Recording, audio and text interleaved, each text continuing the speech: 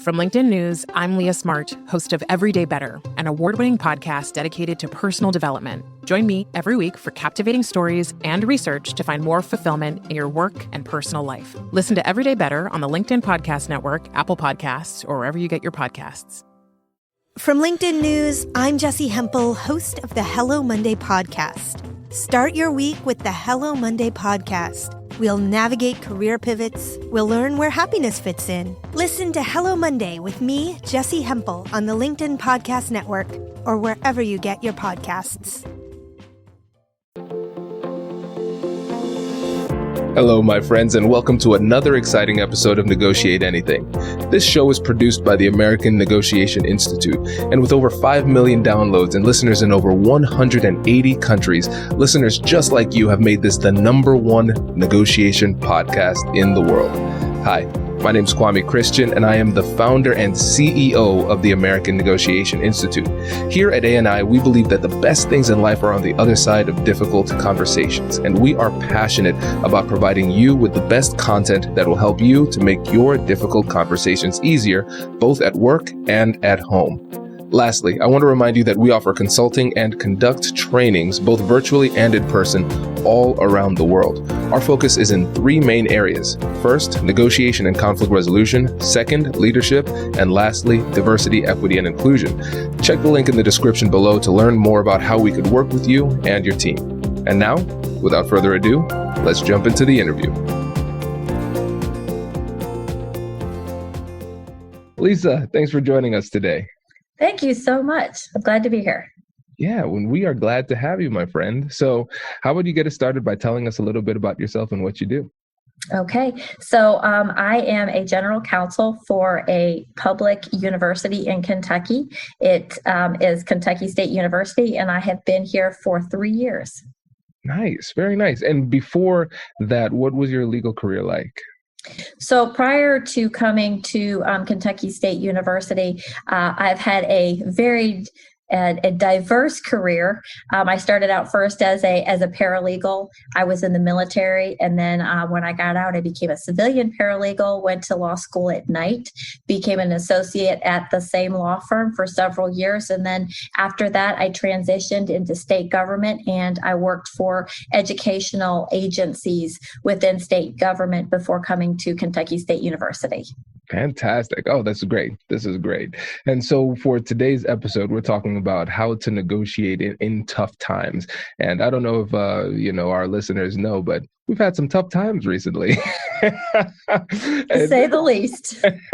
And they've given us a lot of opportunities to practice these harder negotiation skills. And the reality is sometimes we have put these contracts in place, and then circumstances change and we have to renegotiate. So those are really tough conversations, and I'm pumped to have you on to talk about those.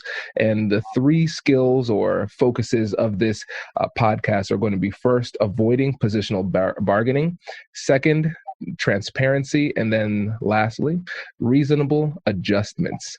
And so avoiding positional bargaining, this is a classic in collaborative negotiation, right? But now you're living it, because these are some really tough negotiations. So for the listeners who might not be familiar with the term, can you tell us what you mean by positional bargaining?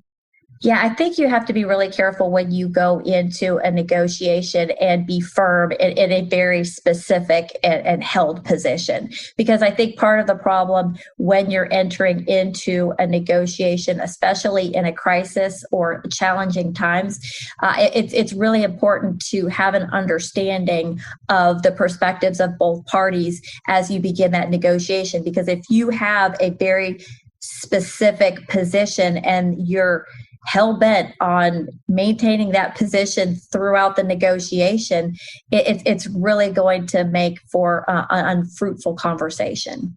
Absolutely. Yeah. I think about it almost like a toddler style approach to negotiation. It's not really a negotiation at that point, because what you're doing is you're like, okay, this is my position. I'm not moving. No. Okay. You sound like a toddler, right? And it's just rigidly holding that position. Right. It absolutely makes no sense. And like you said, it's not a negotiation. If you're going to go in and you're going to say, this is what we're going to do, that's not a negotiation. Right. And so let's play devil's advocate here for those people who are really hardcore business negotiators. And they might Okay. say, well, hey, listen, my job is to represent the company. My job is to get the best deal possible. Going into this, I've determined this is the best deal possible. How can I negotiate effectively if I'm not trying to hold that specific position? And I think part of the problem is it's how you define what that position is and what's best for your company. And so just to take the university as an example, you may say that it's best for us to have a relationship with this vendor, take a food service provider. What is best for this university is to have a collaborative relationship with a vendor who is going to help us through this crisis. And so I think it really and truly is impossible for you to walk into a negotiation with a vendor when the total landscape in which we are now working has totally changed. So I think it's really difficult to be able to walk in with a held position when you're in the middle of a crisis and you've got two parties that are being impacted by the crisis. And in some ways, there's no way for you to completely know and understand how they're being impacted. And so in order for me to get the best result for the university, I have to have a better understanding of what obstacles that we have and what problems we have. And I also need to understand what the other side has in terms of obstacles so that I can figure out a way that we can come together and have a solution that is going to work best for both of us. And in a crisis, you've got to understand that we're both going to lose to some extent, but it's like sharing the loss together and equally. Yeah, it makes a lot of sense. And what's interesting too for you listeners out there, make sure you listen to the next episode because we are going to have a sparring session. And, and so I am going to be that unreasonable negotiator, the positional bargainer. And it's going to be fun. It's going to be fun for me, at least. I know that. Yeah, I'll be bloodied and bruised by the end, I'm sure. But everybody will learn from the process, right? And it brings up a good point because, and of course, we're going to demonstrate how to actually do this in the conversation. But let's say we've adopted this mentality of collaborative negotiation. Let's say we're at a point where we say, listen, no, I'm not going to rigidly hold my position. I'm going to be flexible. I'm going to seek to understand and make reasonable adjustments as the new information comes in so I can make sure that not only I survive, but also my partner here survives too, so we can continue a fruitful relationship. Let's say we've adopted that. What if they haven't? What if they're still in the mode of positional bargaining? How do we deal with that? Yeah, and we did encounter that. And, and part of what I tried to do is talk about how with them maintaining that position, if they continued to maintain that position,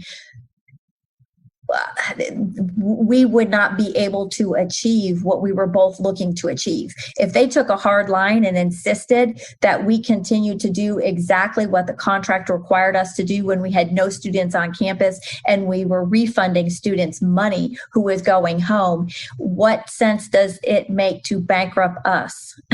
Because if we're no longer there to have a partnership with, if you're going to take that hard line, you can't cut your nose off to spite your face. And that's kind of a conversation we had, which is, we have a symbiotic relationship. In order for, you to do well, we need to do well. And so in order for us to do well, I need to know what you're willing to do to help us so that we can do well, so that we can continue to have this relationship and we can continue to work together to get the benefits of the bargain that we initially struck. Yep. It makes so much sense. And I think the natural human response oftentimes is to utilize reciprocity. We always think about reciprocity in terms of good things. Hey, you scratch my back, I'll scratch yours type of thing. You give me something, I give you something in return. But the opposite side of reciprocity is vengeance. Because once somebody comes in really hard and says, no, this is a hard line, we're not adjusting our position, we're like, wow, you are hurting me, I want to hurt you. And now this becomes a war of attrition where this spirals out of control. And so the approach that you're taking is really, really smart because what you're doing is you're making the case. You're saying, okay, you can be selfish. Well, let me explain to you why this is in your best interest. You might not want to be nice, but it's actually in your best interest to make sure that we survive. 100%. And, when you talk about this vengeance thing about, they inflict on pain on you and then you inflict pain on them, you don't have to do that in this type of negotiation, because it's exactly what you said. What you say is, I'm not hurting you, you're hurting yourself. Because if you want us to continue to be a customer and continue to help you make money, then you can't bring us to our knees and cause us to no longer be able to be in business, because you're being so unreasonable in this tough time. Exactly. And I think this is really important for everybody to understand. This is like the negotiation behind the negotiation, like the meta negotiation, right? Because a lot of times we try to get into the actual meat of the matter. What are the numbers? What's the deal going to be? What adjustments need to be made? Will you make adjustments, right? The substance of it. But even before we get in there, it's the battle of the frames. What type of negotiation are we engaging in right now? And a lot of times people don't understand that this really high-level battle of the frames is occurring at the beginning of the negotiation. So before we even get to the substance and the numbers and everything, you had to get them on board to say, this is the type of negotiation we're having. I'm not even playing this game of positional bargaining because it doesn't work for me. Before we even advance, we're going to talk about the rules of engagement. Does your company invest in professional development training? If you believe that your team would benefit from a negotiation workshop, all you need to do is go to our website, fill out the workshop request form, and then we'll set up a time to chat. These workshops are completely customizable, and we've done them all around the country. Negotiation and conflict resolution skills are beneficial across all professions, but they're especially useful in procurement, purchasing, sales, sourcing, and contract management. Our calendar is filling up quickly, and we even have some workshops scheduled for next year. If you think you might want one, I'd suggest reaching out soon so you don't miss out. Check out the link in the description to learn more. And now, back to the show.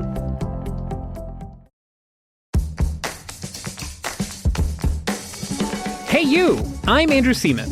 Do you want a new job? Or do you want to move forward in your career? Well, you should listen to my weekly show called Get Hired with Andrew Seaman. We talk about it all, and it's waiting for you, yes you, wherever you get your podcasts. Brace the rudders! Raise the sails! Raise the sails! Captain, an unidentified ship is approaching. Over. Roger. Wait, is that an enterprise sales solution? Reach sales professionals, not professional sailors. With LinkedIn ads, you can target the right people by industry, job title, and more. We'll even give you a $100 credit on your next campaign. Get started today at linkedin.com/marketer. Terms and conditions apply. Absolutely. And that is absolutely what we had to do. And, and sometimes you, like you said, you do get that resistance. And so you have to kind of break down that resistance, and you have to get everybody to understand why really and truly this is the only way that we're going to solve this problem, is if we approach this negotiation in this way. Absolutely. Oh, that's great. That is great. I feel like we could have a whole episode on that point. But for the sake of time, let's move on to transparency, because this is really interesting, especially in the context of a negotiation where there are really big numbers involved and it's really significant for both sides. A lot of people resort to playing it close to their chest. I'm not going to share this information, but you have a different approach where you say transparency is valuable. Can you tell us a bit more about that? Yeah. And it's this reciprocity concept that you talked about. You share information, and when you share information, then they share information back. And when you do this, and when there's transparency, you develop trust. And when you develop trust, then you know that everybody's at the table in good faith, trying to problem solve together. And, part of what we tried to do is share with our vendor, here are our struggles. Here's where we're going to struggle in this pandemic and the way things are happening with our students not on campus. And we also had conversations where we asked them to share information, because we went line by line with their budget and how much we were paying and how much they needed to make in order to break even. And we went through line by line in terms of like insurance, their web hosting fees, their employee fee expenses, and we went through in a problem solving manner, and we tried to be very transparent about how, these different aspects of the relationship and the different aspects, how it impacted both of us. So, we would ask, well, why can't you let go some of your employees? So we would go back and forth and had very transparent conversations. And when you do that, there's trust. And when you have trust, then that they are giving as much as they can give. And it was nice because we did brainstorm on both sides. Well, I understand that you said that you can't do that, but why can't you do that? Why have you ever considered doing this, this, and this? And so it was a really good collaborative conversation when we were being as transparent as possible about our pain points. And we were trying to help each other figure out ways we could each help each other try and address the pain points. Oh, this is great. And Lisa, you'll find this interesting. So last week I was doing a negotiation training for a company, a procurement team, and we did a simulation as part of it. And one group didn't understand the simulation, and they thought that they were on the same team prepping for a negotiation, when in fact they had different sets of facts, and they should have been negotiating with themselves. And so what ended up happening was, instead of a negotiation, they had a brainstorming session. Yeah. And then it was only toward the end that they realized, wait a second, we're not on the same team. And then they ended up getting a really great deal because they were open and shared really openly what they needed. Yeah. And honestly, as a lawyer, I understand the importance of confidentiality, but so much of that negotiation I'm trying to remember of something that we had to be careful about in terms of protecting and being confidential about, because I think we were fully open and transparent in that whole negotiation and that whole process. Because that's what we needed to do. I mean, we had to have full transparency to be able to come up with the best agreement possible for both sides. Exactly. And you're right. As lawyers, especially, we're trained to be risk averse, right? And especially when everybody is in this really, it's like the scarcity mentality. You get focused on the what is lacking and the problems and the potential threats that might come about. And then when you sit back and reevaluate this negotiation and then negotiations you had in the past, usually you can share the majority, right, of what is there, of that information. Now, the thing is, you want to make sure that it's not disproportionate, where it's like, oh, I'm the only person sharing here. You're not giving me anything, right? That's the one thing you want to be mindful of. But again, it's really surprising how much you can share. Now, of course, if it's a little bit more contentious, there might be some litigation type of implications. Then, of course, there's some things you want to hold to your chest. But again, the more open you are in the majority of these situations, the better.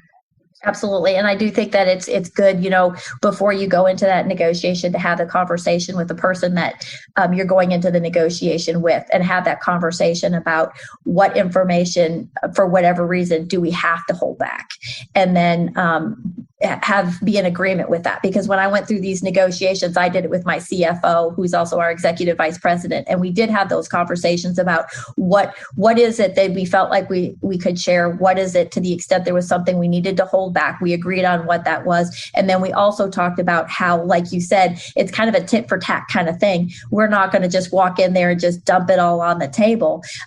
We talked about, these are the things that we need to start with. And if they start responding to us in this way, then we'll go and start giving this. And so, we didn't go in and just give up the whole store. We went in there and it was a process, and the more they gave, the more we gave back.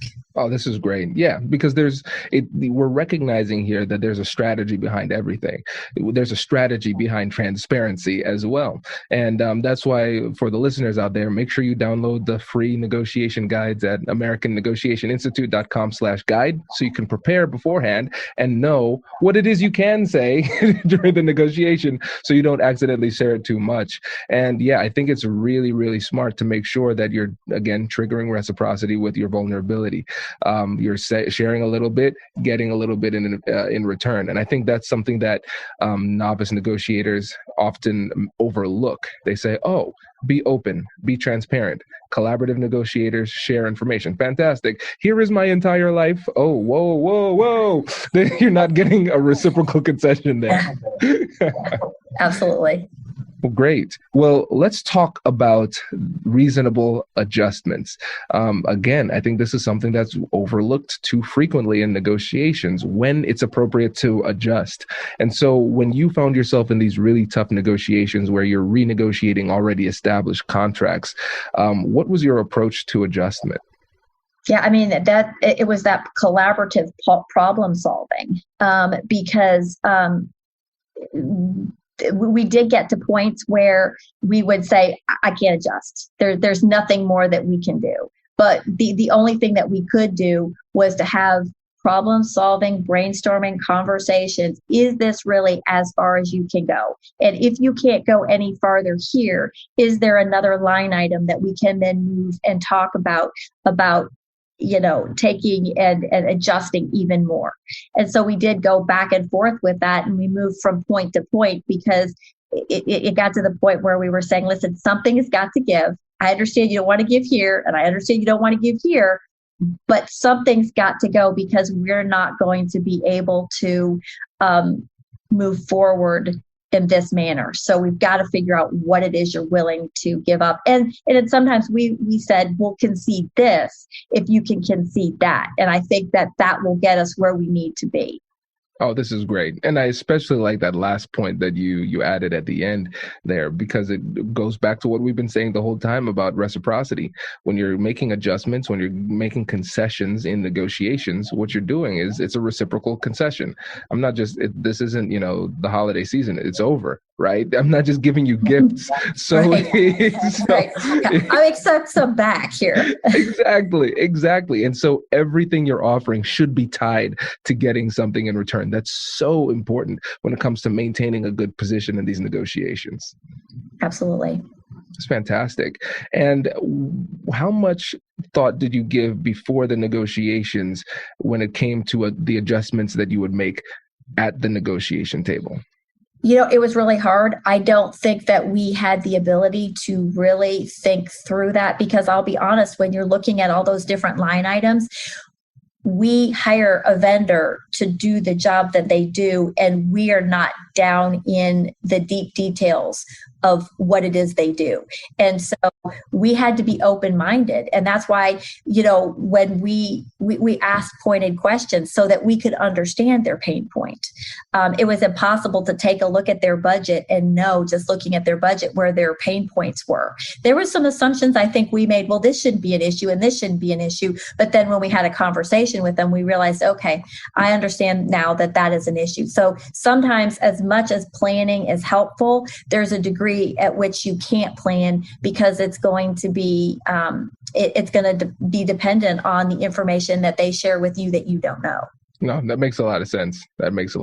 And again, though, even though you couldn't plan for specifics, just the preparation that you had beforehand helps you to know what is reasonable in the moment too. Oh, yeah. And we would say, surely to God, they can give this up.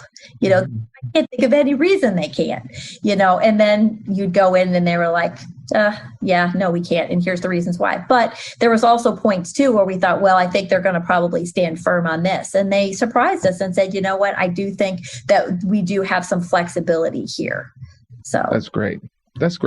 And with the structure of your organization, I know you had your financial partner there helping. Was procurement involved at all in this part of the process? So no, not in this. The CFO and I renegotiated the contract. And what we did make sure that our vendor understood is that we could not commit to anything sitting there at the desk. We were doing the best that we could do to get the best terms possible, but we did then have to take it back to our purchasing and procurement section to make sure that there was something that we had not overlooked. We had to take it to our president, and then ultimately we were going to have it approved by our board. Yep. Makes sense. And again, it's something that people overlook, right? Making sure you're clear on the authority that you have during the negotiation. Could you imagine how frustrated they would have been if they felt like this was written in stone and then the board says no, and then you're like, what was the point of talking to you? Yeah. And honestly, we use that too to our advantage during the negotiation as a strategy. We are not the final decision makers. And so part of the reason we have to have this dialogue and we have to have this conversation because we're going to need to justify everything that we include in this new contract. And we're going to need to be able to explain it to our board and our president. And we're going to have to show that we are protecting public money and we did our absolute best and we did our due diligence to make sure that we got a fair and reasonable deal to bring before them to approve. Oh, this is fantastic. Oh, I'm so grateful that this episode went so well, because you know what it tells me? It tells me that the sparring session is going to go even better. So listeners, make sure you stay tuned for that next episode. But Lisa, before you go and we wrap up this episode, what would you say is the top takeaway for the listeners from this? I just don't underestimate the value of collaborative negotiation. Like you say, it's not about giving away the farm, but when you walk into that process, think of it as a partner coming together, problem solving, so that you can continue your relationship moving forward into the future. That's fantastic. Thank you again for coming on the show. We really appreciate it. If the listeners wanted to get in touch with you, what would be the best way to connect? I think the best way is I'm on LinkedIn. Yes, and that is where we met. Yes, it is. Absolutely. Fantastic. Thank you again. We really appreciate it. Okay, thank you. Congratulations! You've just joined an elite club. By listening to a full episode, you're now officially on the Negotiate Anything team. So welcome aboard. What most team members do is they subscribe to the podcast because that allows them to automatically get the latest episodes of the show. The best things in life lie on the other side of difficult conversations. Keep learning, keep practicing, and keep getting better. Your relationships will improve, your career will soar, and you'll have the confidence you need to get the most out of these crucial conversations. Again, thank you for joining the team. We're excited to have you, and I will see you in the next episode. I'll catch you later.